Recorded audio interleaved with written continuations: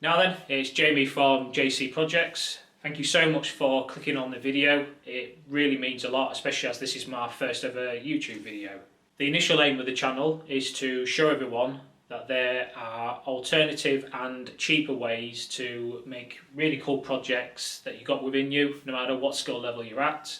I've got a lot of learning to do myself, so hopefully you'll stick with me and we can learn and share our knowledge together. So for my first project, I'm going to be showing you how I made this cool Nintendo Switch station with the materials that I already had in my garage and with the limited tools that the majority of you may already have. So come with me in the garage and let's crack on. So here is what the Switch station looks like in SketchUp form. The rough dimensions are 506mm wide, 295mm high and roughly about 120mm deep. Okay, so I'm just using some scrap pieces of timber here. I've had these for a very long time, but this is what we've got and this is what we're going to use. So the first thing I'm going to do is cut this into a bit more manageable size.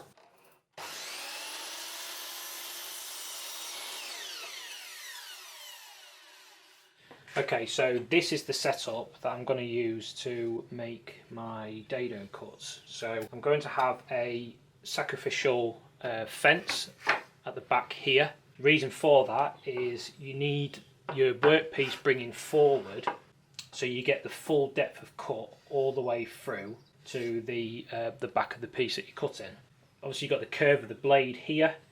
If I was to put this here, make my cut through, I'd end up with the curve of the blade at the back and you wouldn't remove the material at the back of your workpiece. So to counteract that, you have a sacrificial fence here. Just bring your blade down and make sure that your sacrificial fence brings it forward far enough to counteract that curve. So I'm just going to use a couple of clamps to clamp the sacrificial fence to the miter saw itself.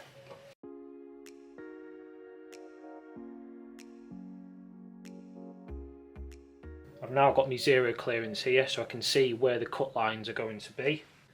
So let's say for example that's where I want me first cut. I can now line that up to the correct side of the curve cut here and then make a cut.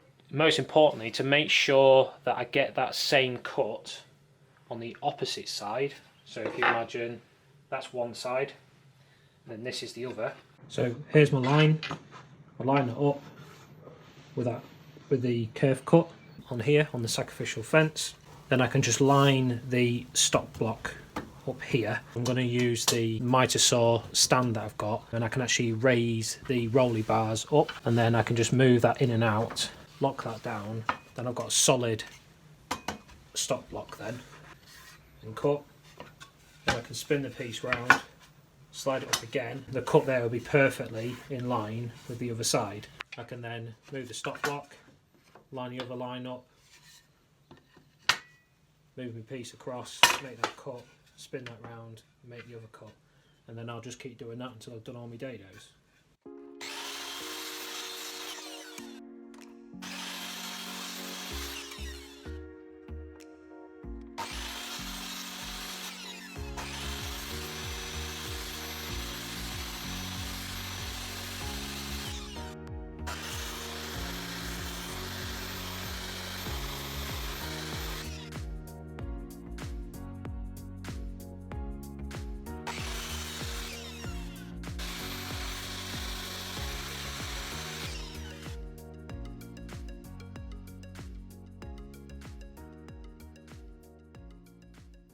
So that's all dado sanded.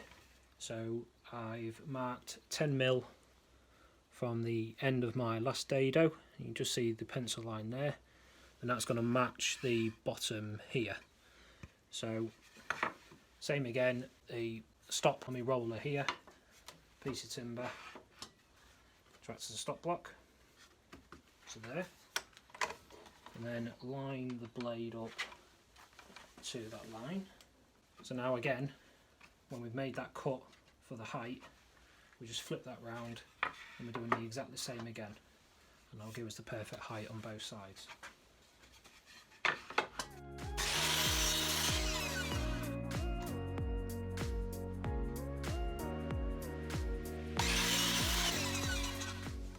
Okay, so now I can cut the top and bottom pieces.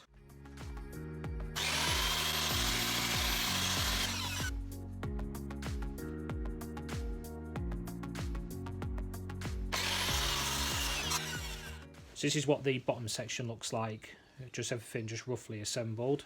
I want the bottom controllers and the steering wheels and the main switch itself to come quite close to the front of the whole assembly here. So I've kind of just simulated where I kind of want that to be. So I do want that set back just a hair. So I'll just show you there. Then I don't want it to sit flat like that. I want it to have a little bit of an angle back like this. So the way I can achieve that now is I can cut a series of dados again, and I think I'm going to be using my little trim router for this. So I can cut one on the underside of this top piece and cut a matching one on the top side of this bottom one, and then I do need another one on the top of this top piece here. And then I've got some 8mm ply, so I'll just use this piece of sandpaper for now. I'll just show you that with those dados that will just slide in there. And that's what these blue and red bits are represented by. So that'll be the blue and red at the bottom. This blue to red piece is actually just one piece spanning the whole width of the assembly. And then that'll be one piece that will sit in a quite shallow dado, because I've not actually got a lot to play with here. Make a shallow dado there, and that will sit all the way across. So here is how I'm going to cut those dados with the tools and the setup that I currently have. So what we need is, this is our workpiece that we're cutting the dados onto. I have screwed a piece of timber that's exactly the same thickness as my workpiece. So I screwed that to the workbench, and then this piece here is a straight edge, which is then just clamped to this piece here. Now my F-clamps got a little bit of depth to them, so this piece, the workpiece, is actually butted up against this piece that's screwed to the workbench. These then overhang, then I've clamped that to the workpiece and this piece here. So that is solid, that's not going anywhere. Now the way I've set this up, quite hard to see, but I've got my dado line marked here. I'll be using my trim router to do this. So how I got this distance is I button my workpiece up to here, just gently tighten the F-clamps just to hold this in place. So lining up the router bit to the right side of the line, I then put that there with the straight edge guide of my router plate against the fence, and then just carefully just tap this in and out until that lines up perfectly, and then tighten this one and move that out of the way. Then your adjustable square from the back end of your workpiece up to your fence, then you move to this side, and then same again, then you just move this fence in and out until they're perfectly lined up.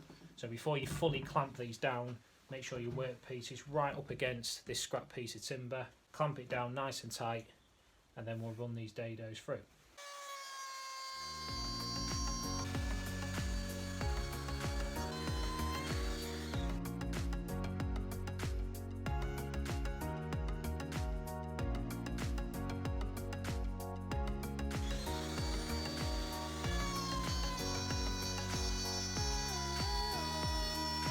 So that's all the dados cut. I've just briefly to show you this then. So I've just roughly reassembled the unit back together. Just wanted to show you what I've done with these dados. So on this top piece, I've stopped the dados to where the side pieces meet. And the reason I've done that to stop it there is because of this dado that I've got on the top as well. So this piece of timber is only 15mm thick. Now, if you imagine if I ran that all the way through alongside running this dado all the way through, you can see just on this end it doesn't leave you with a lot of material left there. So the reason that I stopped the dado there on the underside of this top is it still gives it that rigidity. So there's not going to be a lot of weight on this, but if I'd have ran that all the way through, could be a really small possibility that this could snap. So that's the reason why I've stopped it there. So now with the switch station just temporarily clamped back together, I can now get a measurement of the two pieces of ply that sit in these little cubby holes here and the piece that goes on the top. I think I'll either, I might glue them in or I might just slide them in if they're a nice tight fit.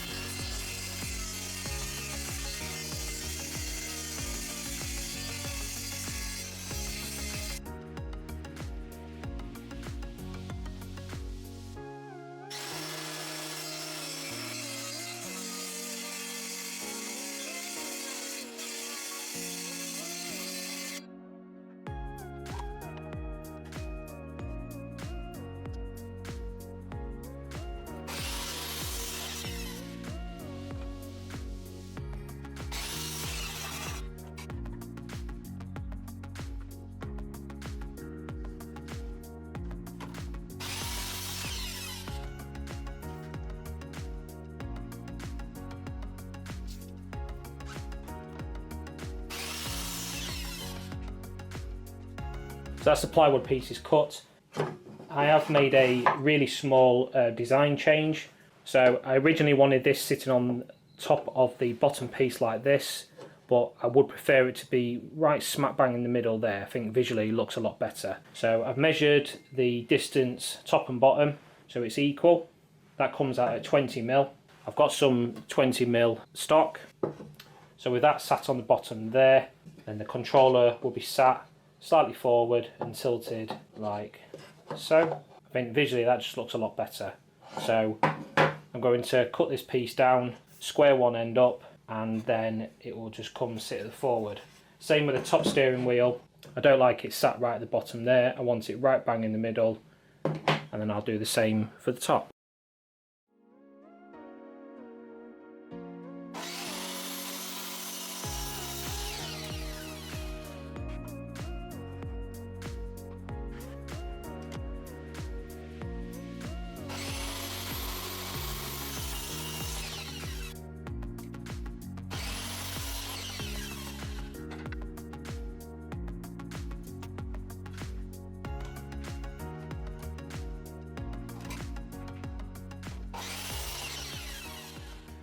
So now with the blocks cut, I've cut a slightly thicker one for the larger controller, and then these smaller, slightly thinner blocks for the steering wheel.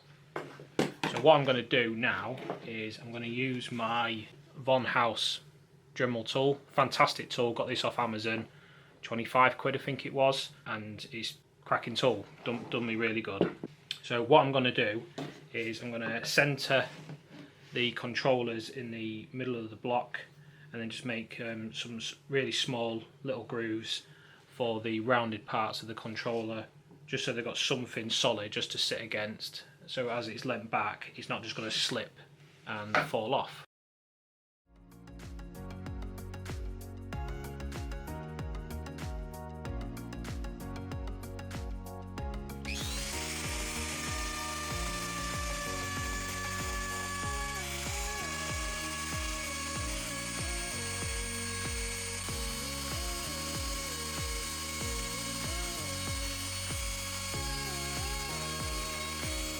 So the last few pieces that I need to cut for the build are the rear supports for the top panel, and then I'm just going to strike a line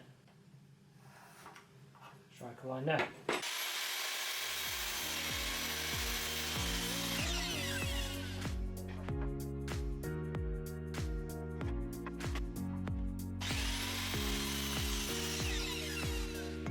So that's the last two pieces cut. Roughly that's where they'll sit, just either side those two supports there. Then I can get a fixing from underneath.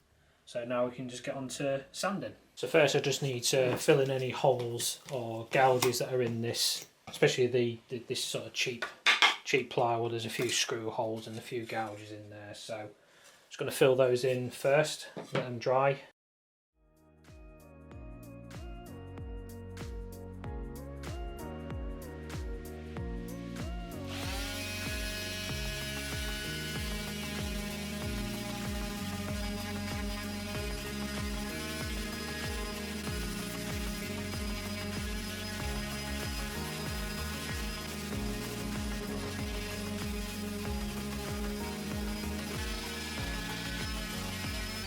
So that's all the sanding done. Next, before I start painting, I'm just going to mask off all the dados so I get a good glue connection when we come to the glue up.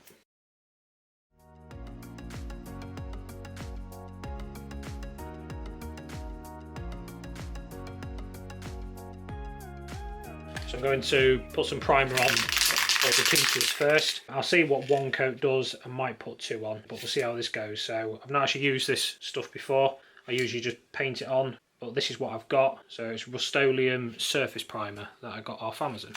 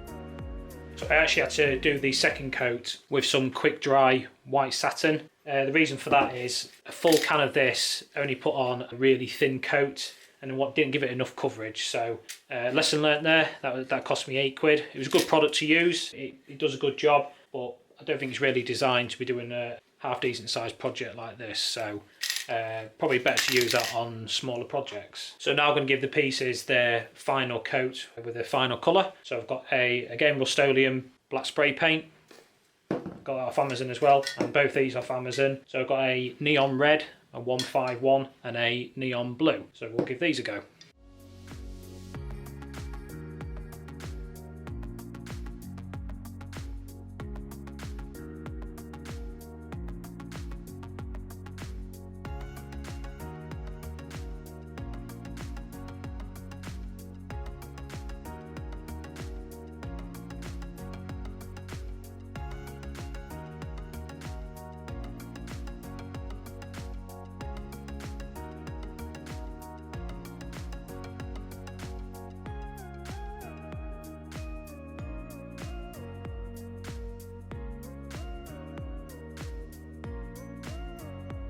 So now that the paint's dried and fully cured, I can assemble the unit now with some wood glue and some 18 gauge brad nails.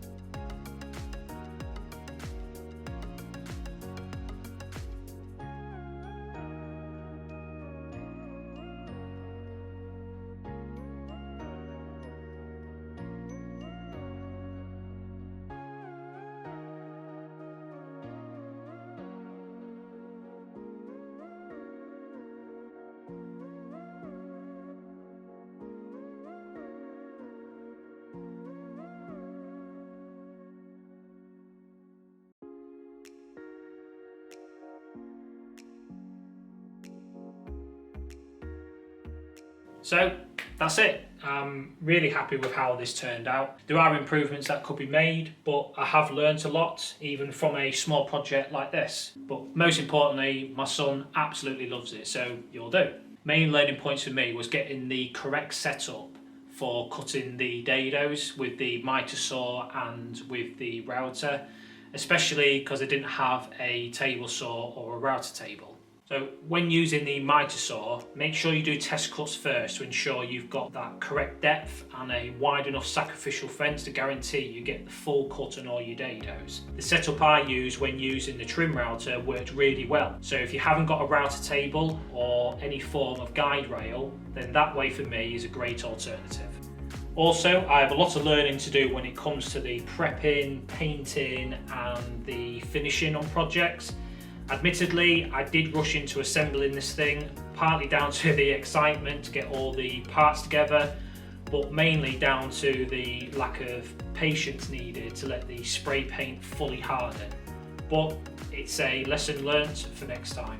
So thanks again for joining me on my first video. Hopefully you got something from it, and I hope that you'll come back to see me again to see what other projects I've got in the pipeline. So take care. Stay safe, and I'll hope to see you soon.